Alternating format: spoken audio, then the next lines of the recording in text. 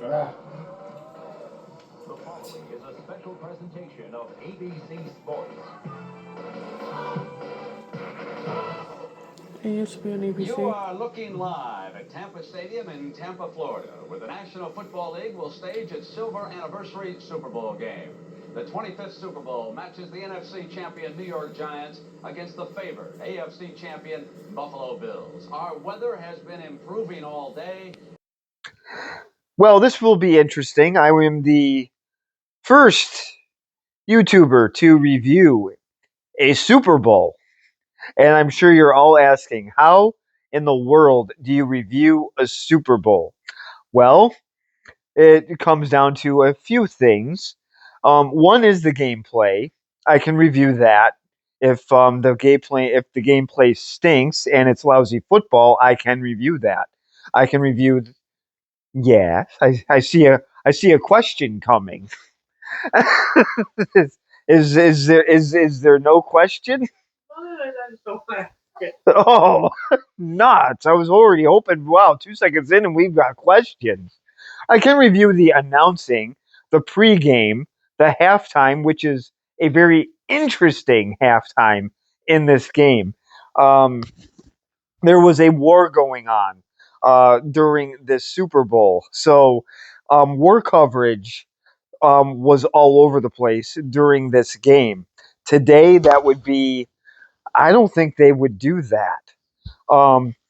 So it was New Kids on the Block, and thank God there was war coverage because I would rather hear about the solid.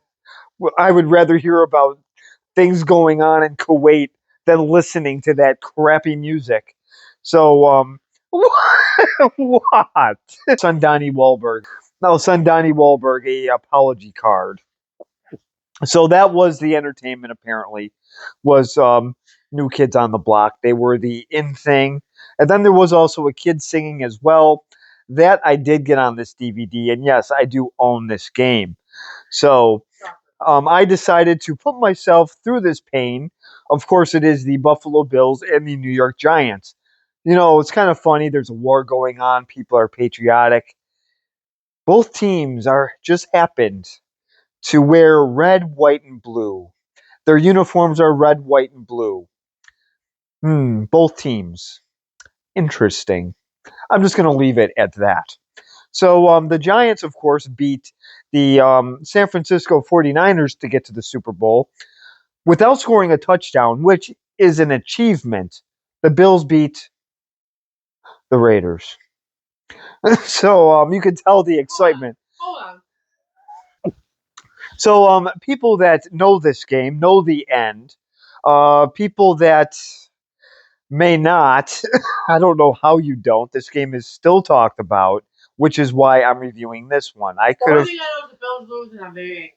Well, I didn't watch it yet. spoiler alert. So I guess we'll go with that. Let's just say in this game they blame one person. Some people still blame one person. I hope that. I mean, this can get 0 views, or this can get 20, or this can get 200. I don't know. Nobody has done a Super Bowl review. One person claimed to do it, but they just said how the Eagles beat the Chiefs. That's not a review. That's a game breakdown. So the pregame in this is a. I can already tell you how tomorrow is going to go. I'll do a review of it right now. It's going to be a 0 out of 10. The pregame is going to be awful. The halftime is going to be awful, and the game is going to be garbage. So there it is. You don't know that. I have a good idea. If the Seahawks win, it'll be okay. That would be fine, but comparing today's football to back then is it's a little bit laughable. So I will now show. Oh yes, that's right. I forgot. I will be doing the. I will start the review right after this. I'm proud of you. It was quite a year. In fact, you convinced me that next year we can win it all.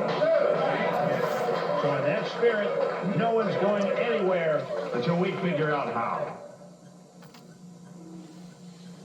Don't drink. Still not going anywhere? Grab another Snickers, because nothing holds you over like peanuts, caramel, and milk chocolate. At least I get more Snickers. Hungry? Why wait? So comment below if you remember this commercial. I remember it like it was yesterday. I do not. When I was playing Super Tecmo Bowl, I pretended I had my own radio show, and I recorded that commercial on my tape recorder. Again, why a Snickers commercial? You can't even have that. Because it was a funny commercial. What was funny about that? I found it stupid. Well, he said he's gonna. Nobody's leaving this room until they figure out how they're gonna win the Super Bowl. And the thing was, not going anywhere for a while. Grab a Snickers. That was the whole. There were other commercials besides this one that kind of led into this joke. I know I can't. That's okay. I don't have to like something in order to like the commercial. Snickers are very good though. You should try one. No, I will die. So and I'm not going to do it on camera. So I'm sure there's still a lot of questions, like why would I pick this one? And there's so many. For one, tomorrow, if you notice tomorrow's game, they don't really introduce the players. They don't talk about defensive schemes. They don't talk about offensive schemes. This game is very, very different. Even though it's Al Michaels, and I think he's a piece of garbage, he still does a better job than Mike Tirico and Chris Collinsworthless. So in this, I'm dipping into my Dan Deerdorf collection. He is also announcing with Gal Michaels and Frank Gifford. And Frank Gifford, of course, was a quarterback at one time for the New York Giants. He was in the first overtime game, and that's what made this a very heavily televised sport. That kind of started the whole thing. So, since I pretty much already talked about it, I will just show one little clip of the pregame, and I will show you why it is better. There's not shoelaces; it's actual highlights of what happened that year. So I will show the only pregame clip in just a second. 1990 season was one of game in 1989. The New Look Cowboys raised a lot of eyebrows, while the resurgent Raiders returned to a punishing style of play. Rolling to the right is Harbaugh in the shotgun, pursued by Townsend, pursued by Wallace, and Wallace gets in the ball. Rebound from a 6-10 season to emerge as the unlikely champions of the NFC Central. But all the Vikings never got a grip on the season, but they were hardly alone in falling flat on their face. So this is the part of the pregame, anyways. I'm not going to show the whole thing. So what they did was they showed highlights throughout the year. Oh, sorry, highlights and also lowlights as well. And Cleveland, of course, made the lowlights. I didn't show that, but yeah, they kind of did. The Vikings obviously started that. And then, of course, there was war coverage. And then eventually they did talk about the two teams in the Super Bowl. And they also showed some highlights from the championship games. They did some other things too, but at least they didn't do anything silly, like talk about what color shoelaces somebody's wearing. Why does that They do it all the time. They're not talking about babies being born, and then they don't do stupid celebrations because of it. So it was just a very different. And then, of course, you also have Musburger doing the pregame. He's not giggling like a schoolgirl talking about these players. He is very, very professional. I'm so glad it's not Mike Greenberg. So now I will actually show some of the clips from the two championship games that they have, and then we will go right into the actual game itself. So I will show that in just a second. Was watch quarterbacks Jim Kelly, number 12, and Jay Schrader, number 13. In a game that demanded toughness, Jim Kelly delivered touchdowns, while Jay Schrader delivered 5 interceptions that took the Raiders out of the game early. Smith is at the left end here. At the 30-yard line, racing down the left side is Kelly to the 10, to the 5. Touchdown, Buffalo! So Raider disaster goes on at Rich Stadium. Rice and Taylor the outs. Montana's looking long. Throws medium. Complete for a big break to Taylor to the 30. To 25 to 20. 15. He'll score. Early in the third quarter, San Francisco's big play offense broke a 6-6 tie as wide receiver John Taylor turned a simple sideline pass from Joe Montana into a 61-yard touchdown. Suffered an apparent fatal blow as quarterback Jeff Hostetler was dropped by Jim Burke and had to be helped off the field. And then crushing Montana. But he was the backup. Ward, Florida. Tackle complete for the Morrow at the 40-yard line. He's still on his feet. So these were some of the key plays. The only thing I didn't really like what Musburger said was that it was about Jay Schrader and Jim Kelly, and that is kind of false. I don't like how they're making this out to be that game just about two people. There's a 53-man roster. This is a complete team game. It is not just about the quarterbacks, even though Jay Schrader did have kind of a rough one. The Raiders defense had a tough one as well. They got tired on that first drive. So moving on, then we had one of my favorite games, which is the Giants and 49ers NFC title game. That is one of my favorite games of all time. Yes, the Giants did not score a touchdown in that game. The 49ers did score one and still lost. So Joe Montana did get injured. Leonard Marshall pretty much pummeled him. You could not do that today, unfortunately. So now, moving on to the actual thing here, I will show a still of the three announcers announcing the game. I'm not actually going to have them talk, and somebody's giving me lip over here. Skip is my guest. So I will show that still in just, will you stop in just a second? Come on.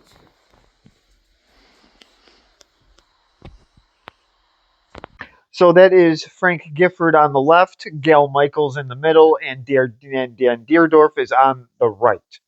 So these are the guys that called the game. Never heard of him.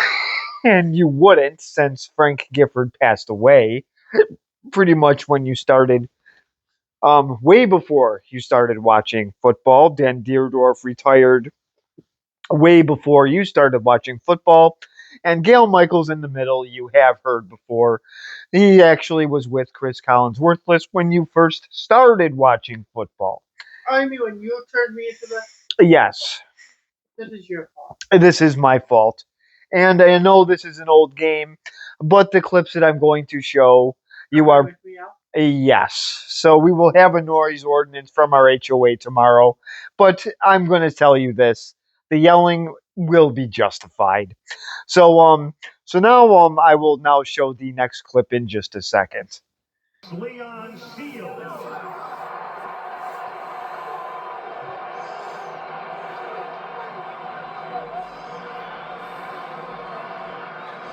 And nose tackle from Central Missouri State, number 91, Jeff Wright.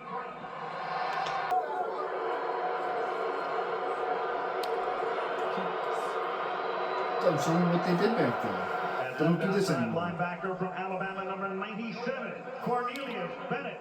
But they didn't do all the people. They only did the defense of the Inside offense. linebacker from Penn State, number 58, Shane Conlon. So this is how they introduced the players back then. Now what they do is they just show pictures of them, offense and defense. Now back then, I don't remember when they stopped actually introducing the players. I liked it better this way. They either did the offense or the defense, and then the other team would do whatever the opposite of what the opposing team did.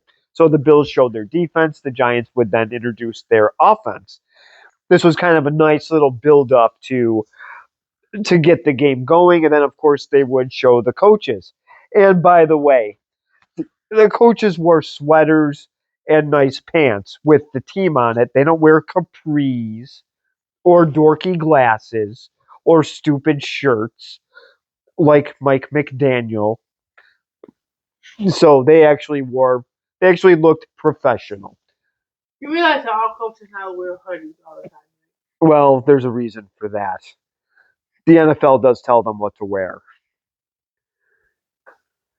So how are you going to talk about one when they all do it? Oh, I'm still going to talk crap. Well, they pushed to dress like that. I mean, these were the older coaches that they wore the team's logos on a sweater, and then instead of a hoodie or capri pants. Or Miami is hot. It is, but still, it gives me a chance to make fun of Mike McDaniel. He almost went to the Bills. I don't think so. So moving on from me making fun of today's younger coaches, which I'm going to continue to do. Who's next? Joe Brady. Why not?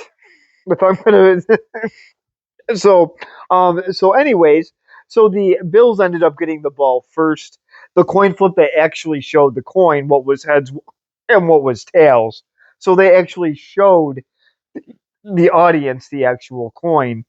Where today they don't even bother to do any of that. And Whitney Houston did sing the national anthem. And in my opinion, it was not the best one ever. Sorry to disappoint those people. So the Bills get the ball first, and I'm actually going to show the whole drive, which is already bad news right from the get go. So I meant to say, Bills fans, actually the players have even said that as well. And some other people I know think it's the best one ever. So moving on, the national anthem. I was just correcting it. Okay, that's right. So now I will just show the clip of the wonderful first drive, and I'm really tired of seeing Jim Kelly's face, so I'm gonna show the clip right about now. A huddle. Jim Kelly calls his own plays. Clearly, Seriously? They will all do that? Mark Kubota, the offensive coordinator, and here we go on first down. Kelly has protection, but nobody gets open, and then he has to throw it away. So even though the offensive line did its job, so did the Giants secondary. Let's take a look for an emerging tight end. We'll get to the offensive line in a moment. The pass over the middle. There was a crossing pattern to Reed. But that went to the Pro Bowl. Richter, Hull going to the Pro Bowl. Davis and Ballard each in excess of 300 pounds on the right side. Third down and 6. Kelly over the middle again. It is caught by Reed, but Reed is shy of the first down. So the Bills complete 2 crossing patterns, but don't get any first down. And the Giants did it with 2 down linemen. They were hoping they could do that. It was Leonard Marshall and Eric Howard. They had 4 linebackers. Boy, that was fast. So I actually showed a whole drive, and how many seconds was that clip? Like 5 seconds. So this was the opening drive here. This is I don't know if you caught what Gail Michaels said, but the Giants on this, at least I have to give him credit. He explained what the Giants were doing. They only had 2 defensive tackles, 2 down linemen. That's it. So if Jim Kelly was paying attention, or Marv Levy for that matter, they would have saw that they could at least try to run the ball, but they just kept going pass, pass, pass. They're going backwards. Not good, not good, not good. Because they had a bunch of linebackers and defensive backs. So that was their whole plan. The Giants were a very physical football team. And I'll show you the wonderful Bills' physical defense. I'll show the only clip of the Giants' offense, but it's kind of a big play. So I'll show that in just a second. No score. First down at the 44-yard line with Megan and Anderson in the backfield, and Megan gets tripped up, but gets up, takes one of the officials with him. The Bills are saying he was down in the backfield. Well, so here's the play that I'm talking about here. So this is Dave Meggett. He trips over Otis Anderson, and he falls down. And he does a smart thing by he gets right up and runs. And, of course, he gets a first down. Somebody on the Bills here should have – all they had to do was just put a finger on his sneaker, and he would have been down. But they didn't. They just watched him like a bunch of lump on logs. So this was part of the problem mentally. I just don't think they were really into this game all that much. So and again, the Giants were using two down linemen on defense. Now the Giants did get a field goal only on this drive, which was not bad, but they did chew up some clock, and that does wear down a defense. It does take a toll later on in the game. And yeah, somehow it was the Kickers' fault they lost this game. Yes. So yes. This drive here was Norwood's fault. Maggot not getting touched. Yes. This was Norwood's fault. So now the Bills on the next drive, though, they do throw a nice strike here. So I will show that in just a second. The Giants right now have 6 DBs in, and on 2nd and 8, going deep, it's tipped and it's caught by Lofton, who is taken out of bounds at the 8-yard line. It'll be 1st and goal. Tipped by So this was a nice little play here. So Oh yeah, it was so nice. He was kind of stuff. So yes, the ball was batted around a little bit. James Lofton caught it. It looks like they're in a nice position to punch it in for a touchdown. That didn't happen. They got 3. But that again, All the hell they could do was go 8 yards. yeah. Well, it's Norwood's fault. That's so. No, it was the kicker's fault that they couldn't punch it in for a touchdown. Oh, because he was out on the field trying to go to 8 yards. Somehow it was his fault. So now moving on. So now the Bills did end up getting a touchdown, so they're up 10-3. They look pretty good. But I have to show Leon Seals just absolutely just putting Hostetler into the ground because this is what makes football great, and this is what they do not show anymore. So I will be happy to show this clip in just a second. Hostetler hit as he throws, and it's incomplete. Leon Seals really decked him, and Hostetler once again slow and arising. The backup is Matt Cavanaugh. It doesn't even show him getting hit. They moved Will Smith to the other side of the line, and Smith took his customary big inside move. Seals loops around to the outside, and because Smith took 2 guys, he gets the shot on the QB. Hostetler standing in there, and he just runs right through him. Again, though, caused by... So I had to show this. I'm sorry. Leon Seals turning Jeff Hostetler into a pancake. I had to show this. This game, honestly, right now, it has everything going for it. The defenses are decent. One is outplaying the other right now. So let's see what happens here. The Bills have the ball at midfield. They're looking pretty good. Thurman Thomas had a nice run. They for some reason they didn't go back to that though. They kept passing. Why did they do that? So so Andre Reed sort of dropped the pass. I think he should have had it. My opinion is if he is as good as he is, he holds on to the ball even though he is about to get hit. This is a physical game. Yes, you're going to get hit. They should have prepared for this. But that's okay. It is still 3rd and very short. What can go wrong? So I will show that clip in just a second. Mike Fox, 93 over the nose. Kelly on 3rd and 1, throws and Reed. Can you believe that? Stops the pressure. Drops the ball. So I guess he dropped the ball, but Yeah, past somehow this game getting lost is the Kickers' fault. but I guess that's Norwood's fault too. So he dropped 2 on that drive, and that would have kept the drive going. Just because he heard Pepper Johnson's footsteps, that's no excuse. Andre Reed is in the Hall of Fame, so he's a Hall of Fame player or an employee of the month club. So Where did you take him out? somebody wants to take him out. Oh, don't put her on the committee. He'll be getting his statue taken down. Maybe with Jim Kelly's too. You know what? I'll join in on that. I'll take Jim Kelly out of the Hall of Fame. I'm assuming the kicker ain't in the Hall of Fame, though, not anything. Oh, now don't go crushing his dreams. I don't know what I gotta see how many kickers are actually in the Hall of Fame.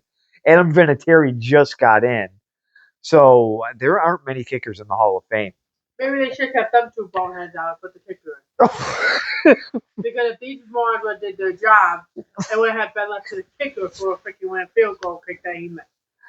And this is why I wanted to review this game. So You this know, you did this game on just like, yo, I hate you. well, it's okay because there are some good plays coming. Bruce Smith, Bruce Smith does actually put a little stamp in. He put his thumbprint in the Super Bowl, so I will show that clip in just a second. Oh, come on. Hostetler under heat. Sacked for the safety. Bruce Smith. It was not 6 instead of 2. Now watch 24, Anderson. Jeff Hostetler appeared to drop right back on the hash mark. Well, you know, I actually did enjoy this play here. I actually enjoyed two things on this. Wow, that was so fast. Well, that's just the way the disc was burned, probably. I don't have any control over that. I just buy them. Blame Laurel.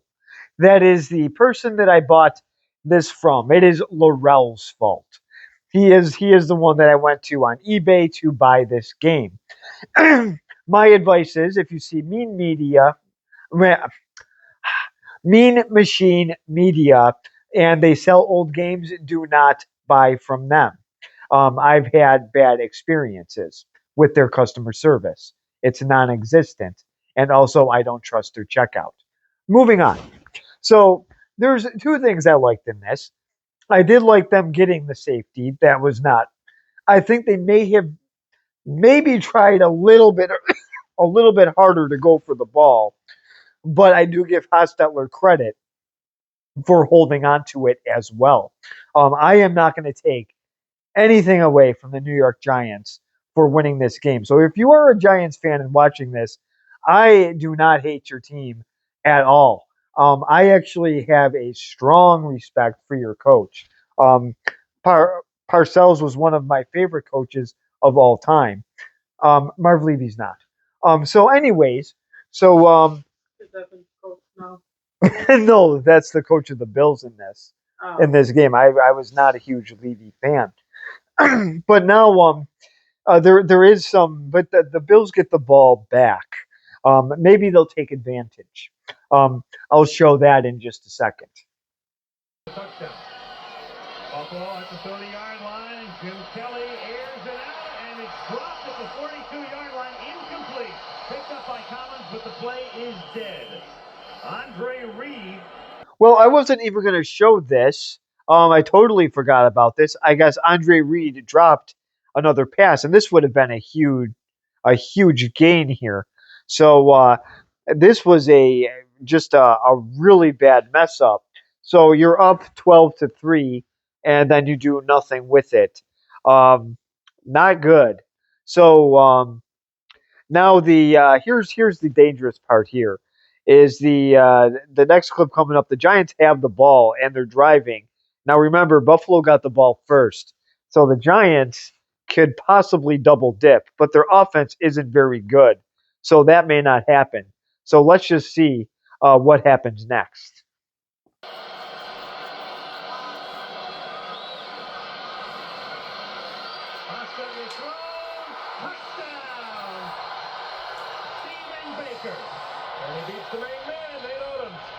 I guess the Giants got a touchdown, so they did not score one against the Niners, but I guess they found some soft spots on the Buffalo Bills. So right at the end of the half, this is typical of Bill Parcells to do this. This is where Bill Belichick learned some of this stuff to double dip. You get one at the end of the half, you get the ball back, you score again.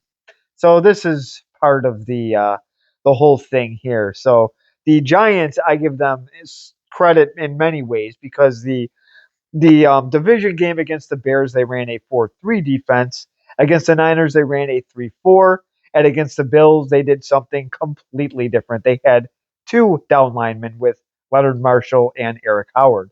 So, different type of defensive schemes throughout the playoffs. I think that is actually Nobody knows exactly what you're doing. it makes it pretty impressive. And again, this is stuff that was actually brought up in pregame and also during the game as well. Tomorrow's game, you will not see that at all. They're just going to jibber jabber about junk. So now, People that's not in. yes. So now there's a little message from the wonderful President of the United States. This is just for Dr. Signa. He is going to love this little message from our wonderful president, and he loves Barbara Bush as well. So I will show this clip just for him in just a second. The White House to everyone in the Sunshine State and around the world enjoying this wonderful game. What a pleasure it is to say hello to all the young people on the field today. That's good. Well, here is the older. This is George Herbert Walker Bush with his wonderful wife Barbara, and I could just imagine the press conference when they're going to war, just with that voice of his. We're going to Iraq, and we're gonna do the best we can to be victorious. I could just see him saying that. So here's his very boring message, but at least he's professional. He was awkward on camera. Forgive him. He was with the CIA, so he's a very intelligent. Or sorry, he was a very intelligent human being. As a president, I'm not really sure. I was only 6 or 7 years old, I was not alive. so I do. I do, however, I do actually respect him in some way. So at least when I saw him during the debates, at least he was professional. He lied about a lot of things, but you know what? All three of them in that debate did. So, well, moving on from politics. This is not a political YouTube show by any means. So, but now the Giants have a 3rd and 13. They've chewed up a lot of clock, but it's 3rd and 13, and this was not a very powerful offense. So they should they'll probably settle for a field goal on this, but let's see.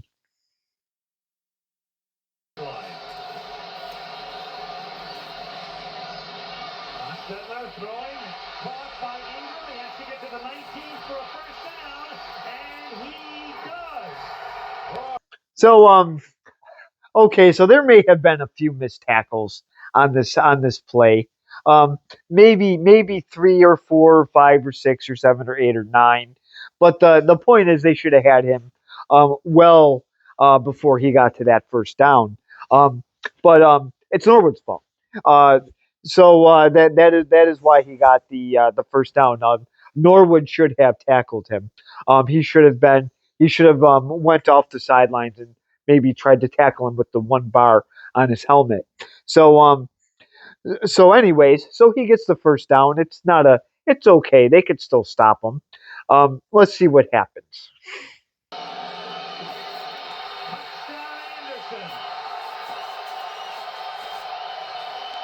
Well, Otis Anderson scored, and I know I'm getting a lot of questions. How can they let that guy get through? Well, the strategy here, I'm going to explain it because somebody hasn't watched football. Somebody just started getting into football, so I will try to explain it the best I can. Otis Anderson was a power running back. So over the course of the game, he is just going to keep beating those defensive players in the ground. So over time, his 1 yard runs are going to become 5 yards, then 7 yards, then 8 yards, then 9 yards, and then he's going to make them look stupid. I know, like the one I did at 13. That was Mark Ingram. That was Not the point. that one was just pure stupidity. But yes, Otis Anderson actually did have a nice game. But again, I'm not taking anything away from the Giants. They had a good game plan. They stuck to it, and so far they are succeeding. But remember now, the Bills still do have Thurman Thomas. If you can't rely on Andre Reed, if Jim Kelly is too hungover to play, you still got Thurman. So I'll show that clip in just a second. New York 31-yard line. Kelly from the shotgun, flanked by Thomas. Gives to Thomas. And Thurman breaking tackles at the 22. Inside the 10. Touchdown Buffalo. So this is what happens when you have Thurman Thomas. He makes a nice run here. So this game moves along. So unfortunately, the Giants go right back down and kick a field goal, and they just milk the clock to death. Who does? The the- Giants or the Bills? Oh, not the Bills. Oh, they did it too. With 2 minutes left. Yeah, the Giants did a great job milking the clock. Actually, at the end of this game, I think they actually had the game. I think they actually held the ball for over 40 minutes of total offense. That is, I hate to say it, I hate to go against my aunt here, but that is pure domination on the time possession clock. You can't. I don't care who you're a fan of. Um, I'm being unbiased here, and I'm saying that the Giants did a nice job doing that. The Bills did help them, though, with poor tackling, stupidity, getting drunk the night before. But again, that is not the Giants' fault. Bill Parcells probably chained his team to the hotel beds and made sure that they did not do any extracurricular activities since they had those kind of players on that team. So moving on. So, like I said before, the Giants ended up scoring 3 points, but the Bills got the ball back. With 2 minutes left. But well, actually, they got it back with 6 minutes left, Oh, yeah. and they didn't do anything. But then the Giants did punt it back to them. The Bills have it with 2 minutes. They have a 2-minute offense, but they ran. They wasted time. Jim Kelly had to scratch his butt. That wasted 10 seconds. Andre Reed didn't get set. Thurman Thomas had a nice run, but he didn't run towards the sidelines. And then before Norwood is set to make this kick, what does Thurman Thomas do? He has a nice run, but he doesn't get out of bounds. If he got out of bounds, they could have maybe just did something up the middle and got Norwood closer. So let's just see what happens here. Yes, the clip before the kick it's going to be a longer than 6 seconds. If this one gets cut, I don't care. But I just want to prove Terry Bradshaw wrong. Because on my last Super Bowl, he said that a kicker never decided a Super Bowl. Well, this clip here is going to prove that bald idiot wrong. So I'm going to show that clip and Norwood in just a second. I'm impressed. You asked for it. Here's O'Brien, Super Bowl V, winning it at the end. And Look at that, 20 years Bradshaw. later, Scott Norwood out of Rice Hold, and we saw this scene last week for the Giants. 100 yards. 8 seconds left.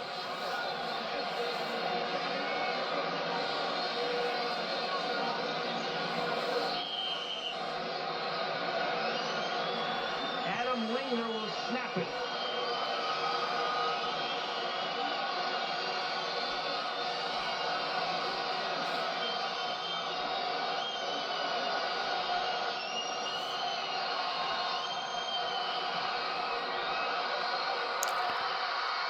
No good.